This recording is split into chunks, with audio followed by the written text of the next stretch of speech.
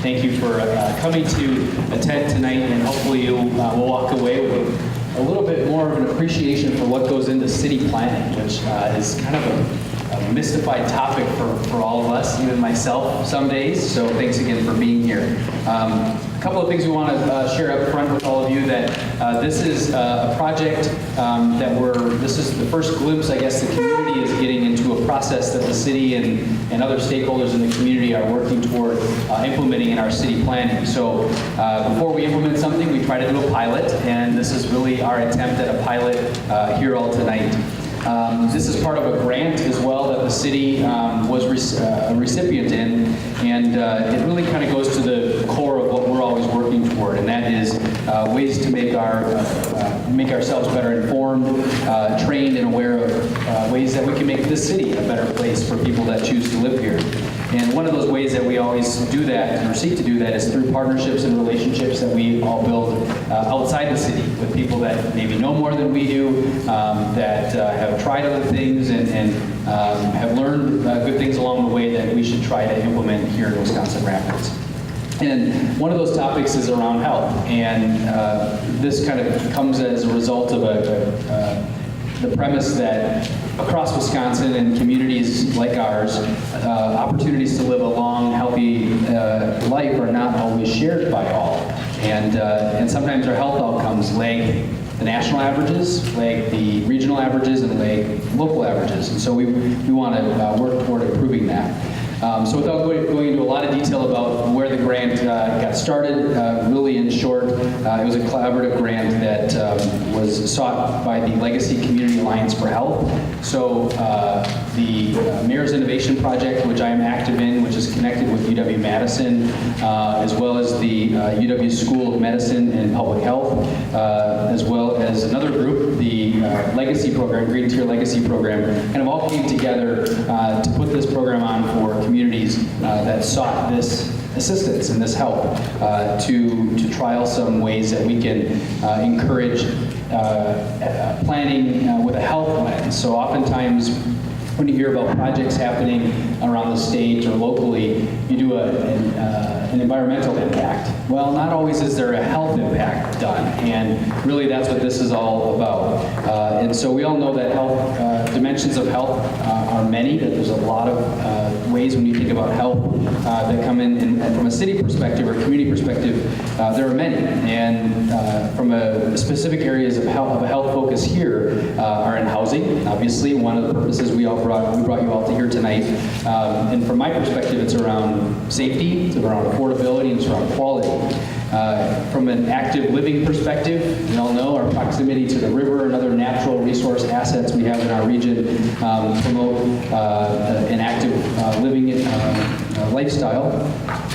As well as, I always like to call out sidewalks, something so important, but promote not only walkability in our neighborhoods, but in a commonly forgot way for our youngest people to get to school safely on a daily basis. To social cohesion, so the safety supporting places and developments and spaces for youth, families, adults, and seniors to interact. It's fitting that we're in the Centralia Center, located right next to the Lowell Center, from a social cohesion and a place for people and community members to come together. And then mental well-being. A lot is said today about how mental health is such a driver in mass casualties our nation faces, and unfortunately driving people to make bad decisions and driving addiction rates. And so all of these dimensions of health are woven through all of this. Not to forget healthy food and access to healthy food and healthy options. All really necessary, I believe, in achieving a stronger and healthier economy. So all of these things are all woven together. They're all very complex, and I just kind of want to give you a broad brush of all those pieces. So tonight we have an opportunity to examine a component of our downtown development planning process to be sure that we are more systematically incorporating and considering the health and well-being of our residents. So thank you for being here and giving us a moment of your night to think about ways that we can improve our planning processes and use a pilot project just outside our doors here And ultimately, in closing, just want to close by stating that this meeting will generate evidence and prioritize your recommendations to be presented to the Planning and Zoning Commission, which will ultimately help approve this project. So it's only approved once the city gets its stamp on it, and it's not gotten that stamp yet. So your input in various aspects of tonight's discussion will help us influence that. So without any further ado, I'll turn it back over to Madeline, and she can kick off introductions for us.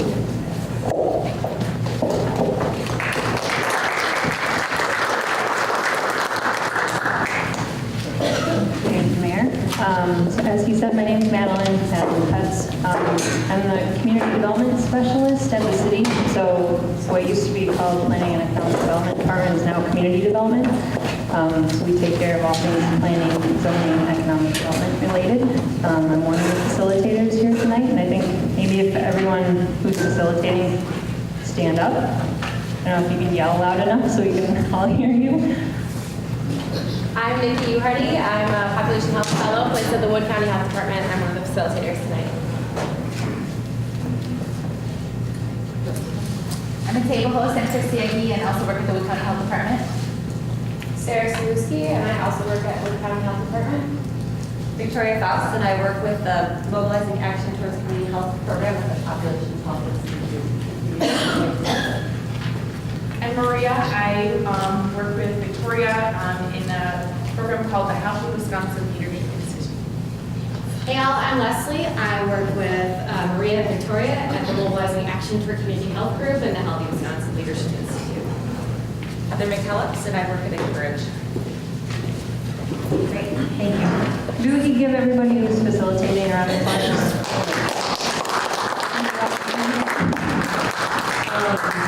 So Leslie and Maria, kick us off on the icebreaker. Sure do. We'll all get to know each other a little bit, and then we'll bombard you with a bunch of information.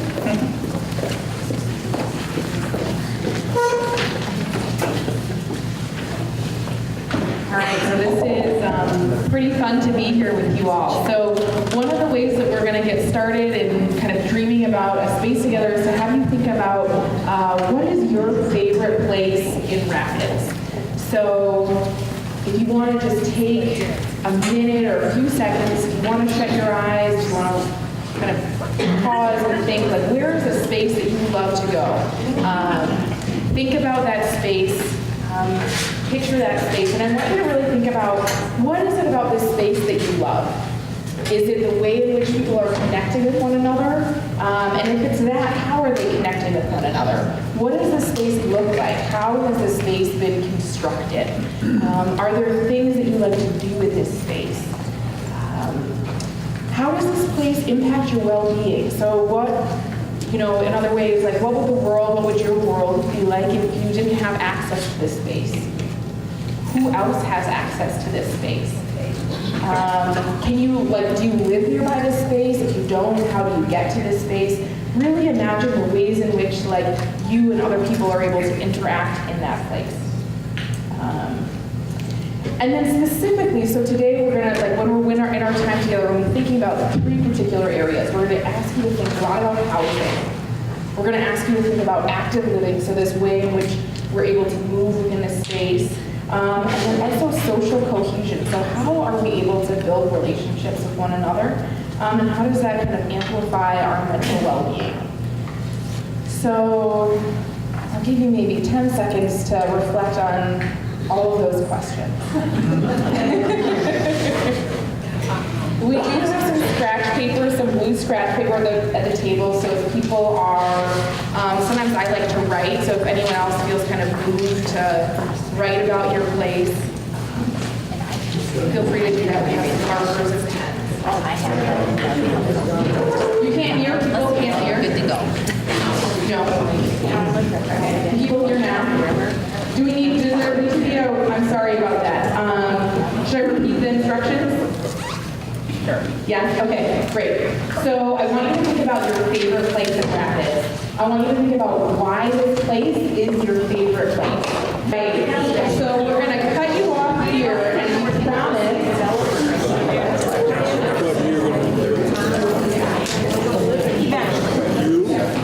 No.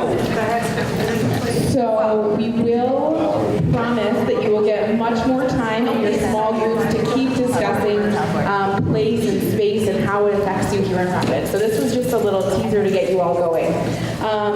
I think the mayor wanted to say a few things before we hand it over to Steve. So thanks for chatting with one another. You know, we have people that volunteer to be a part of our advisory group that had started this. We have some people that are here from the advisory group that I want to acknowledge that you're probably not going to interact much with. Sean Johnston from the Meet Witter Foundation is over behind some of you, in front of some of you. Scott Kellogg, who's the city council member actually for this district here, which is mostly on the east side, but a little bit on the west side here. Brett Salscheider, who's the CEO of the YMCA. Very exciting project happening outside the walls of this room. Adam Tagan, who's the community development director at the city. And Madeline Pence, obviously you met Madeline. She's also in the advisory committee. Am I forgetting anybody? Christy Rowder-Agee, right there. So give them a round of applause if we can, just to take them.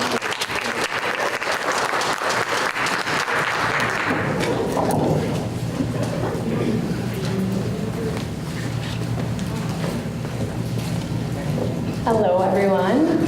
So part of the health impact assessment is collecting data from the community to give us a baseline to see what we can improve upon in the community. So the mayor shared the 5 areas of interest, and the 3 that we deemed most relevant for this project are housing, active living, and social cohesion. So I'm going to share a little bit of local data that we have related to those things. So the first data I'll share with you is around housing. So policy decisions that affect housing quality, affordability, and location, as well as neighborhood characteristics, can influence whether these places are supportive or detrimental to community well-being.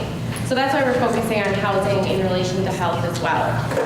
So the federal government defines affordable housing if you don't spend more than 30% of your income on housing. And there was a study done in Wisconsin Rapids on the housing, and more than 50% of residents said that increased access to quality housing and increased access to affordable housing are priorities for the future of the community. That came from the most recent Encourage Community Survey. And then from the housing study, that also said that we needed more quality and affordable housing options for both owners and renters. And then more than 42% of respondents indicated that they spent more than 30% of household income on rent and other housing-related expenses. So, like I said, it's no more than 30% is considered affordable. So more than 42% of the respondents in the housing study said they were spending more than that. So it wasn't affordable housing.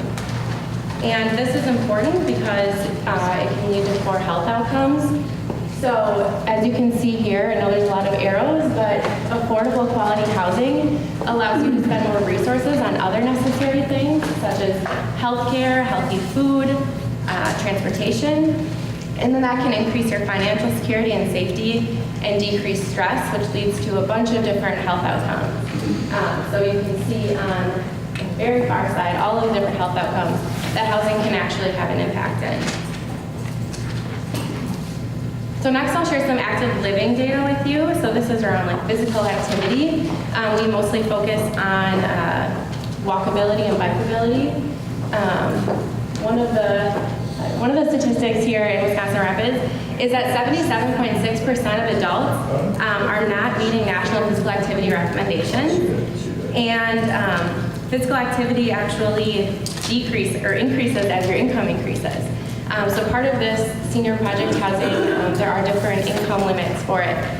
So at least a certain percent of it is designated for income-based tenants. So it's important to have street and sidewalk designs that support physical activity near the development so that people are able to feel safe and get out and walk the streets and get their physical activity recommendations. And some more numbers here for you. In 2017, this is Wisconsin statewide, but almost half of Wisconsin's 63 pedestrian fatalities were among people between the ages of 55 and 84. And according to AARP, 20% of seniors today do not drive.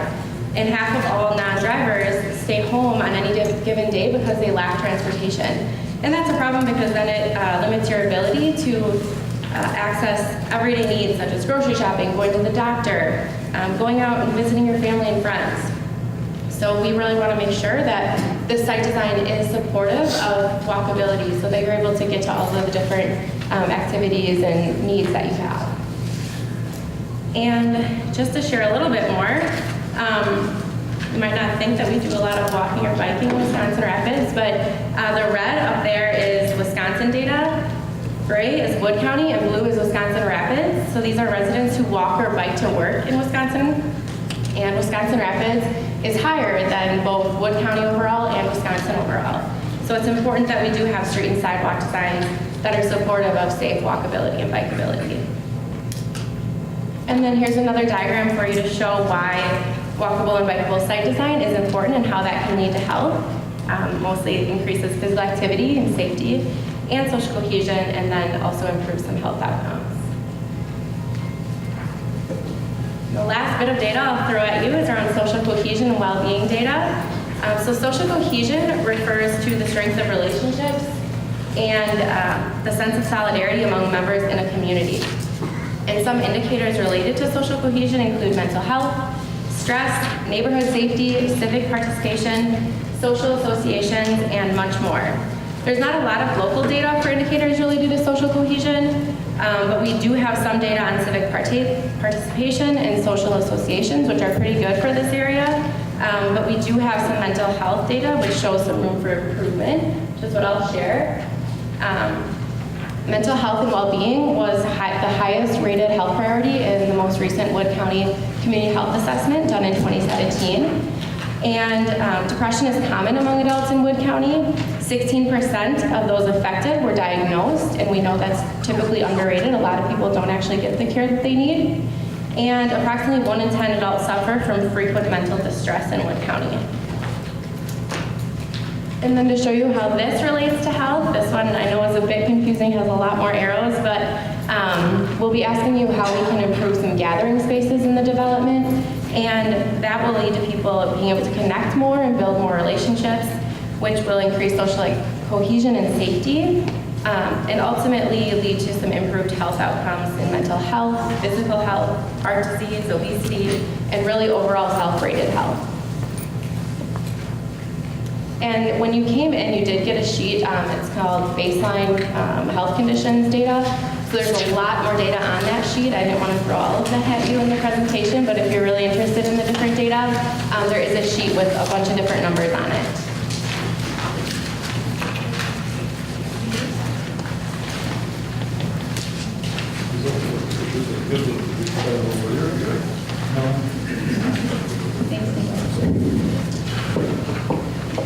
So obviously there's a lot of research that has gone into this project. Nikki's taken on the brunt of that, so thank you, Nikki, for all of that work. So next up, we're planning to share more about the development itself, give you guys some context for where the rest of the workshop is headed, and the different channels that we see for public input, and where you guys can share all of your ideas with us. So this just kind of geographically situates us. So like I said, you all have copies of this on your table. It's easier to see that way.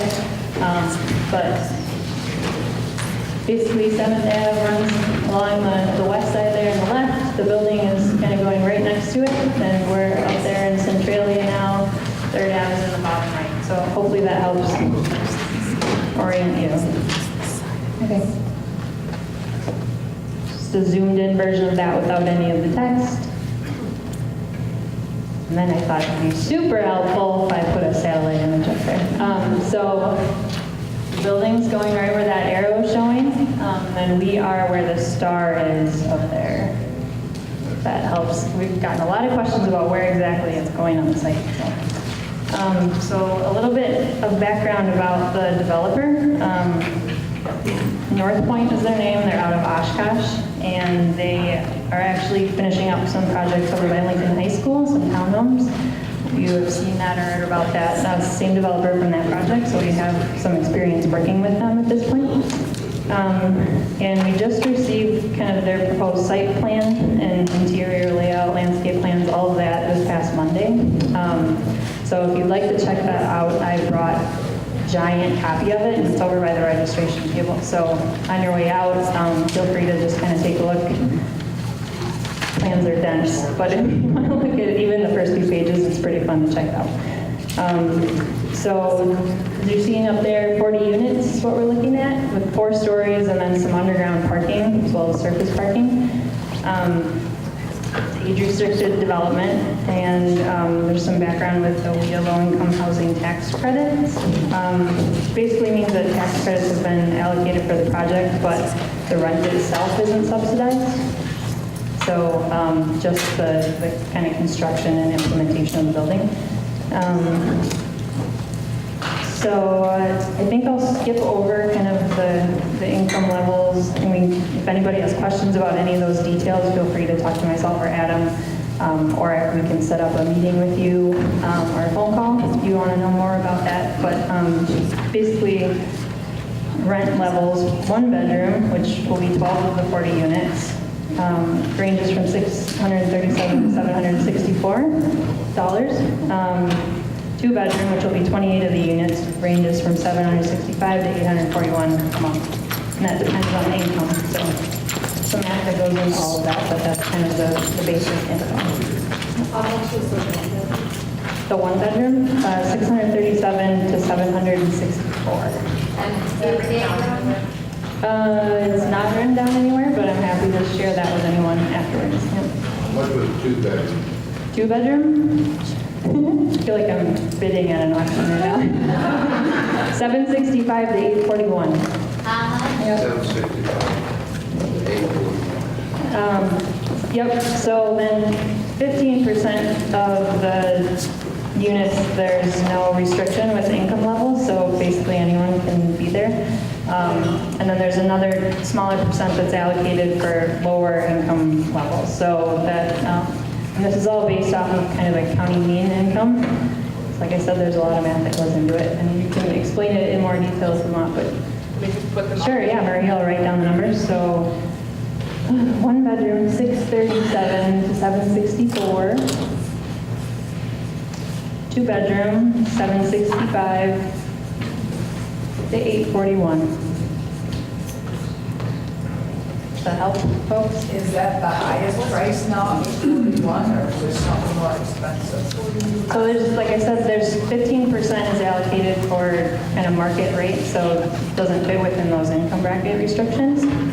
But 85% of the building will be, that'll be the highest, basically, for those, for the 1 and 2 bedrooms. Yep. Yep, I'll get into that in a second with the amenities that are included. Yep. So they're thinking construction would take place from January 2019 to November 2019. Stainless steel appliances, which I think is pretty awesome.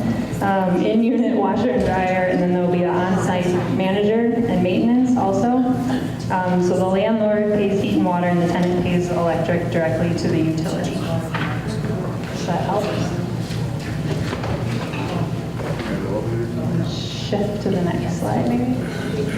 Like I said, I'm happy to talk one-on-one with any of you after that. I just wanted to provide a little bit of context about that, but not dive fully into all those logistics with the development. But hopefully that'll help, get you familiar with what the project is. You know the square footage of it? Yep, I'll get into that also. So just a summary slide about North Point and their mission statement. This is taken directly from their website, and I'll read it for you all, just in case you can't read it. So North Point Development is a real estate development company founded by Cal Schultz and Andy Dumpy for the purpose of bringing revitalization and development to various neighborhoods in Wisconsin. They envision vibrant communities that strengthen neighborhoods, enhance livelihoods, respond to the environment, and connect people and places. They fulfill their mission by conducting business in an open, honest, and transparent manner, and accepting responsibility for their individual and collective actions. So, pretty great mission statement. I think the city's had a really good experience working with them, and they've been very open to working with us on this project as well. So it's been great.